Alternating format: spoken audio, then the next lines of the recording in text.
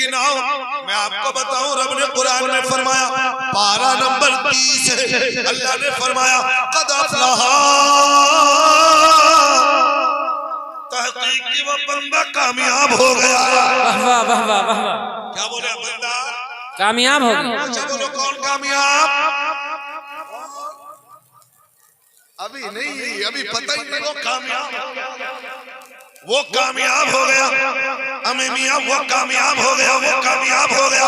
आप कहेंगे मौलाना कद अफलहा, तहकीक की कामयाब हो गया, कद अफलहा तहकीक की कामयाब हो गया। मैंने कहा कुरान तू बता दे कौन कामयाब हो गया? तो कई जगह पे कद के जात में अफलहा का जिक्र किया गया है, कभी तो मोमिनून का जिक्र किया गया है, कभी तो ईमान का जिक्र किया गया।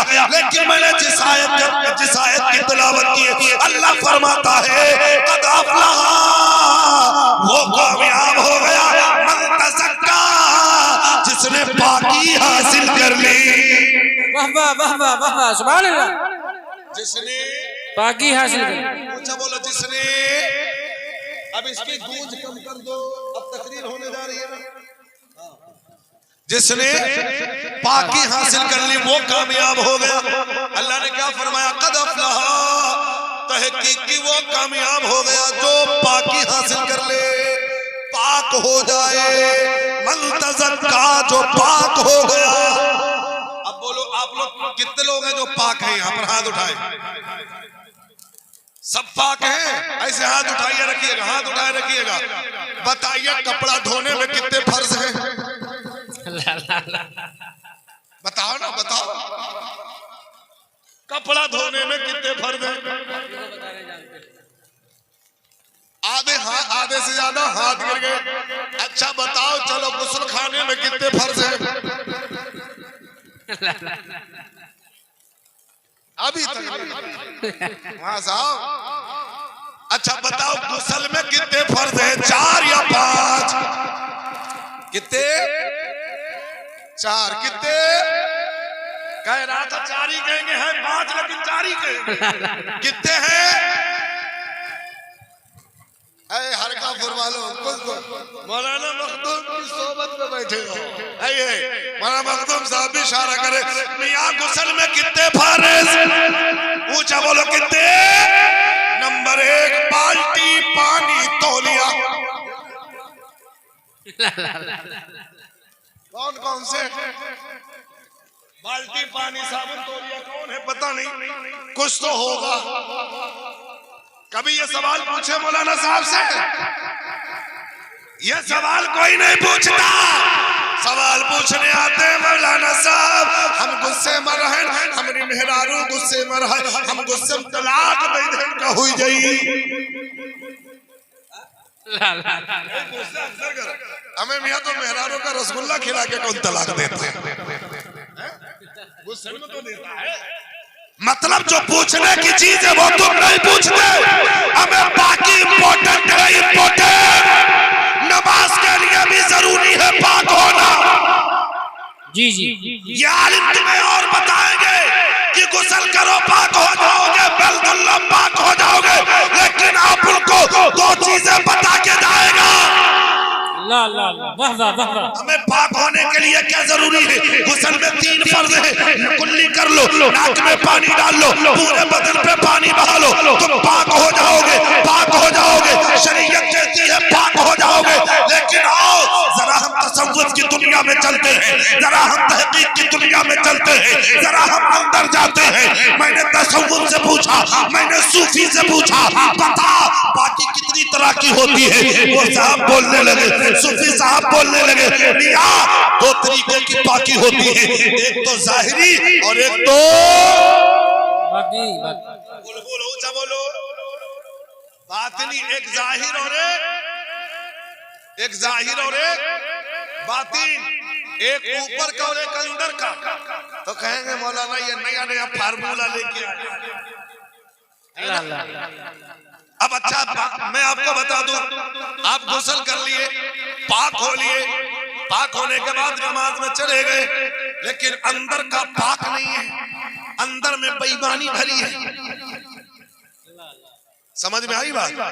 अंदर में ऊंचा बोलो, अंदर में अंदर का मतलब ऊंचा ऊंचा कहा, जिसके पास हो बोलो यार, जिसके पास है अंदर का मतलब हमें तुमने पाक हो गए और मुसल्ले पे खड़े हो गए।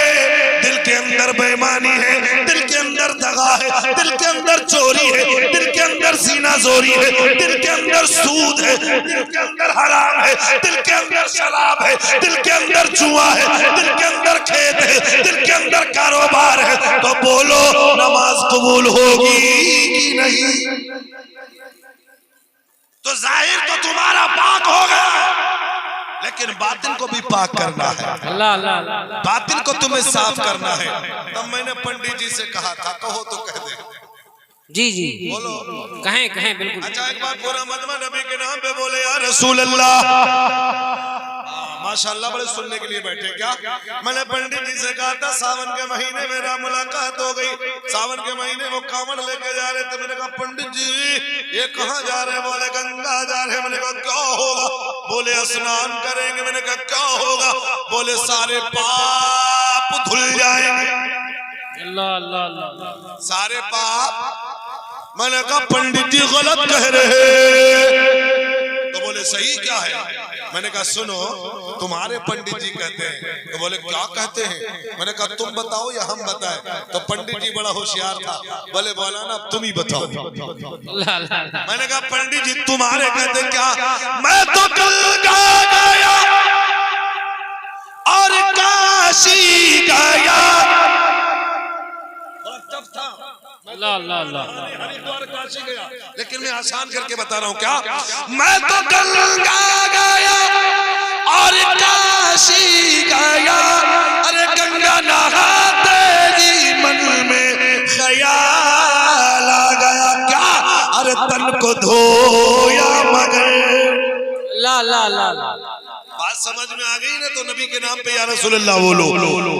तन को धोया मगर मन को धोया नहीं। तन को धोया मगर मन को धोया नहीं।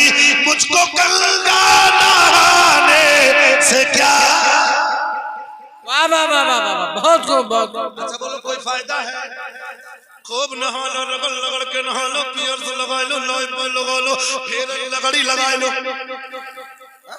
का कहते हो का? हम तो लगाता ना है। Fair lovely. फेयर लवली कारी साहब भी नहीं लगाते, शायर साहब भी नहीं लगाते, लेकिन फिर भी इनका चेहरा चमक रहा। हमारे लामा मखदूम साहब भी नहीं लगाते। देखो कितना नूर है माशाल्लाह। सब लगावे वाले हैं। देखो सबका अपने दिल पर ना ले, सबके मतलब समझ गए ना? जवन के जो पैंटिया में ले घूमते फेरे लगड़ी लगाते हैं नहीं लगाते? हमें ऊपर का उच्चर करने से तुम्हें कोई फायदा नहीं मिलेगा। जब तुम्हारा दिल साफ होगा, जब तुम तैयब होगे, ताहिर होगे, जब के हुजूर नमाज अदा करोगे, सजदा करोगे, कसम खुदा की उस सजदे को अल्लाह कबूल करेगा। उसके सजदे में तुम्हें जन्नत। माशाल्लाह माशाल्लाह, वाह वाह वाह। अब तुम नमाज के लिए खड़े हो गए, दिल में वही है। अब दिल से उसको निकालो तो तुम जा किसकी बारगाह में रहे हो? तुम्हें पता नहीं है? तब इस पर नजर पड़ी थी कबीर दास की, कहो तो कह दे। कबीर जी बोले, जबान को खोले, तो हरखापुर वाले नबी का नाम लेके बोले। अबे नबी का नाम लो, एक बार नबी का नाम लो। हाँ नबी के नाम पे बोले क्या? कबीर की नजर पड़े तो बोले, बोले सोने अंदाज में बोले क्या? बोले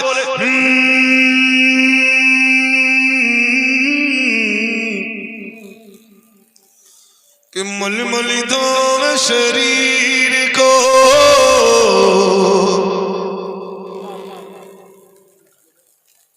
कि मलमली धोवे शरीर को,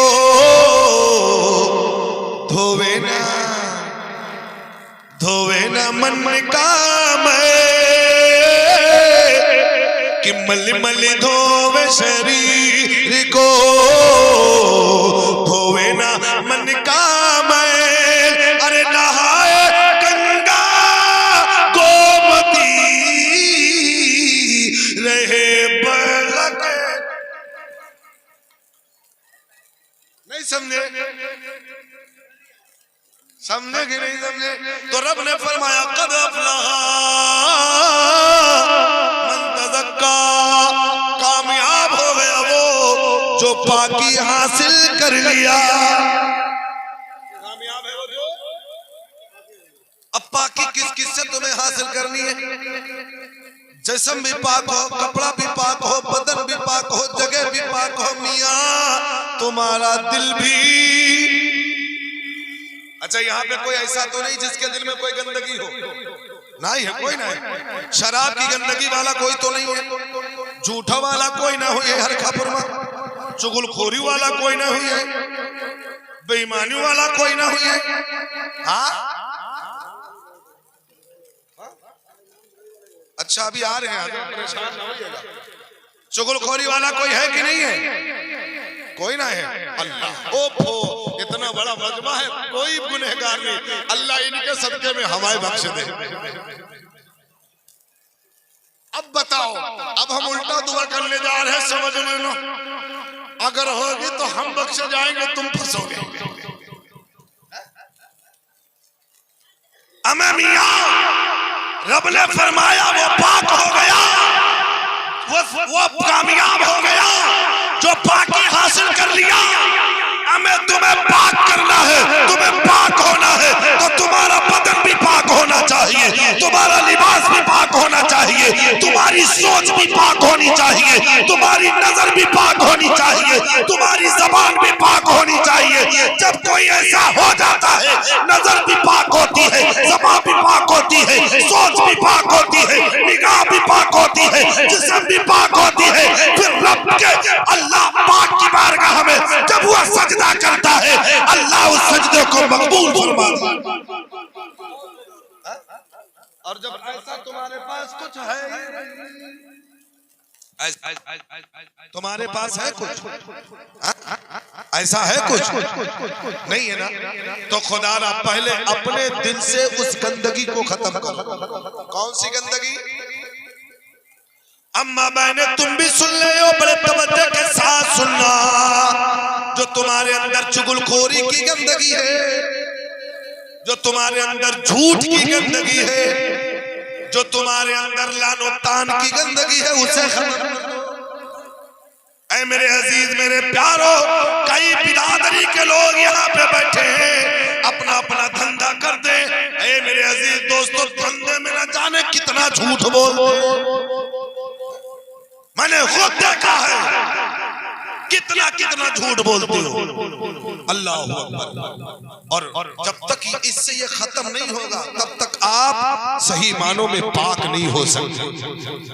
जिस्म तो पाक हो जाएगा, मगर आपकी सोच, आपकी नजर पाक नहीं होगी। जब ये पाक होता है ना, तो नजर भी पाक होती है, जुबान भी पाक होती है, दिमाग भी पाक होता है।